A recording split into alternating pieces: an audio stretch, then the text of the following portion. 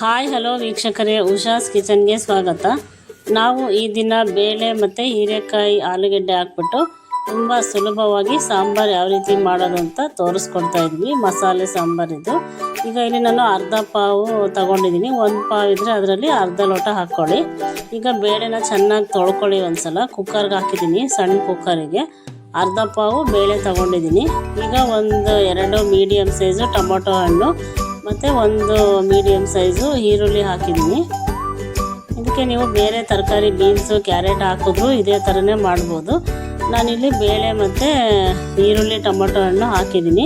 ಒಂದು 2 ಗ್ಲಾಸಷ್ಟು ಬೇಳೆ ಮುಳುಗೋವಷ್ಟು ನೀರು ಹಾಕ್ಕೊಳ್ಳಿ. ಅದು ಬೇಯೋ ಅಷ್ಟೊತ್ತಿಗೆ ನಾವು ಮಸಾಲೆ ರುಬ್ಕೊಳ್ಳೋಣ ಬನ್ನಿ. ಇಲ್ಲಿ 2 ಮುಷ್ಟಿಯಷ್ಟು ಕಾಯಿ ಹಾಕ್ಕೊಂಡಿದ್ದೀನಿ ಮತ್ತು ಒಂದು ಮೀಡಿಯಮ್ ಸೈಜು ಈರುಳ್ಳಿ ಹಾಕ್ಕೊಂಡಿದ್ದೀನಿ. ಮತ್ತು ಒಂಚೂರು ಹುಣಸೆಹಣ್ಣು, 1 ತೊಳೆ ಅಷ್ಟು ಹುಣಸೆಹಣ್ಣು ಹಾಕಿದ್ದೀನಿ. ಮತ್ತು 2 ಸ್ಪೂನು ಖಾರದ ಪುಡಿ ಹಾಕಿದ್ದೀನಿ.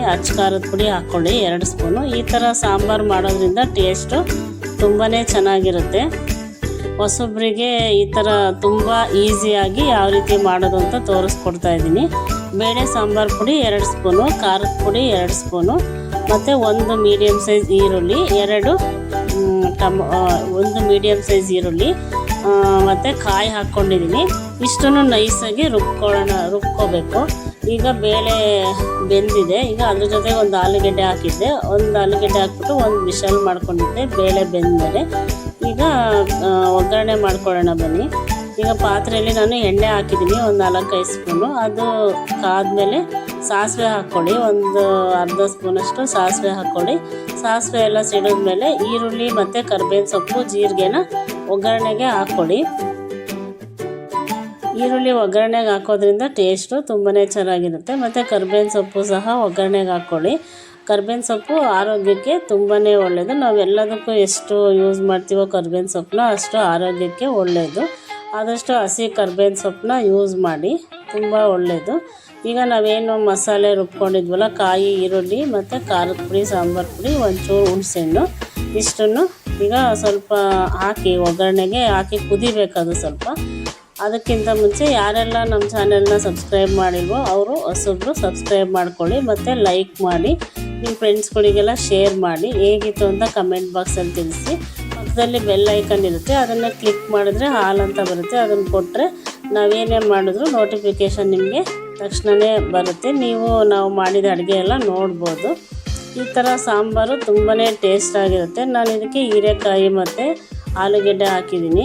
ನೀವು ಬೇರೆ ಯಾವ ತರಕಾರಿ ಬೇಕಾದರೂ ಹಾಕಿ ಇದೇ ಥರ ಸಾಂಬಾರನ್ನ ಮಾಡ್ಬೋದು. ತುಂಬಾ ಚೆನ್ನಾಗಿರುತ್ತೆ ಈ ಸಾಂಬಾರು. ಏಕೆಂದರೆ ಮೇಯ್ನು ನಮಗೆ ಡೈಲಿ ಸಾಂಬಾರು ಏನು ಮಾಡೋದು ಅಂತ ಯೋಚನೆ ಮಾಡ್ತಾ ಇರ್ತೀವಿ. ಅದಕ್ಕೋಸ್ಕರ ನಾನು ಈ ಸಾಂಬಾರನ್ನ ತುಂಬ ಸುಲಭವಾಗಿ ಯಾವ ರೀತಿ ಮಾಡೋದು ಅಂತ ತೋರಿಸ್ಕೊಟ್ಟಿದ್ದೀನಿ. ಈಗ ಇಲ್ಲಿ ಒಂದು 1/4 kg ನಾನು ಹೀರೆಕಾಯಿ ತಗೊಂಡಿದ್ದೀನಿ. ಎಳೆ ಹೀರೆಕಾಯಿ ತುಂಬ ಚೆನ್ನಾಗಿತ್ತು. ಅದನ್ನು ಈ ಥರ ಕಟ್ ಮಾಡಿಬಿಟ್ಟು ಈಗ ಖಾರದ ಒಳಗಡೆ ಹಾಕಿದ್ದೀನಿ. ಇದು ಚೆನ್ನಾಗಿ ಕುದಿಬೇಕು. ನಾವು ಕುಕ್ಕರಿಗೆ ಹಾಕಿದ್ರೆ ಅದು ಕರ್ಗೋಗ್ಬಿಡುತ್ತೆ. ಅದಕ್ಕೋಸ್ಕರ ನಾವು ಸಪ್ರೇಟಾಗಿ ಖಾರದ ಜೊತೆನೇ ಇದನ್ನು ಬೇಯಿಸ್ಕೋಬೇಕು. ಈಗ ರುಚಿಗೆ ತಕ್ಕಷ್ಟು ಉಪ್ಪು ಹಾಕ್ಕೊಳ್ಳಿ. ಉಪ್ಪು ಹಾಕ್ಬಿಟ್ಟು ಅದು ಚೆನ್ನಾಗಿ ಕುದಿಬೇಕು. ಅಂದರೆ ಒಂದು ಸ್ವಲ್ಪ ಬೇಗನೆ ಬೇಯುತ್ತೆ, ಹೀರೆಕಾಯಿ ಅಲ್ವಾ, ಬೇಗ ಬೇಯುತ್ತೆ. ಅದಕ್ಕೋಸ್ಕರ 1-2 ಕುದಿ ಕುದ್ದಾದ್ಮೇಲೆ ಹೀರೆಕಾಯಿ ಉಪ್ಪಿನ ಜೊತೆ ಚೆನ್ನಾಗಿ ಉಪ್ಪೆಲ್ಲ ಇಟ್ಕೊಂಡು ಚೆನ್ನಾಗಿ ಬೆಂದಿರುತ್ತೆ. ನೋಡಿ ಈ ಥರ ಬೆಂದಿದೆ ಇವಾಗ ಹೀರೆಕಾಯಿ ಚೆನ್ನಾಗಿ.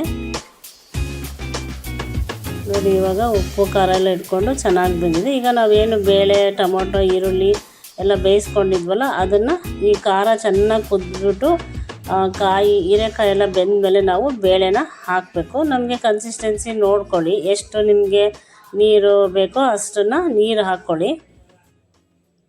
ಇದೇನಿಲ್ಲ ಅಂದರೂ ಒಂದು 4 ಜನಕ್ಕೆ ಸಾಂಬಾರು ಆಗುತ್ತೆ. ತುಂಬಾ ಟೇಸ್ಟಿಯಾಗಿರುತ್ತೆ. ನೀವು ಒಂದ್ಸಲ ಖಂಡಿತ ಟ್ರೈ ಮಾಡಿ ನೋಡಿ. ಹೇಗಿತ್ತು ಅಂತ ಕಮೆಂಟ್ ಬಾಕ್ಸಲ್ಲಿ ತಿಳಿಸಿ. ನೋಡಿದ್ರೆ ಇವಾಗ ಚೆನ್ನಾಗಿ ಕುದೀತಾ ಇದೆ ಸಾಂಬಾರು.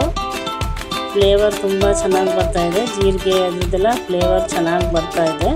ಹೀರೆಕಾಯಿ ಸಹ ಕರೆಕ್ಟಾಗಿ ಬೆಂದಿದೆ. ಇವಾಗ ಸಾಂಬಾರು ರೆಡಿಯಾಗಿದೆ. ನೋಡಿದ್ರೆ ಎಷ್ಟು ಚೆನ್ನಾಗಿ ಕಾಣ್ತಾ ಇದೆ ಸಾಂಬಾರು, ಅಷ್ಟೇ ಟೇಸ್ಟಿಯಾಗಿರುತ್ತೆ. ಒಂದ್ಸಲ ಟ್ರೈ ಮಾಡಿ ನೋಡಿ. ಹಾಗೆ ನೋಡಿದ ತಕ್ಷಣ ಒಂದು ಲೈಕ್ ಕೊಡಿ. ಹೊಸಬ್ರು ಮಾತ್ರ ಸಬ್ಸ್ಕ್ರೈಬ್ ಮಾಡ್ಕೊಳ್ಳಿ. Thank you for watching this video.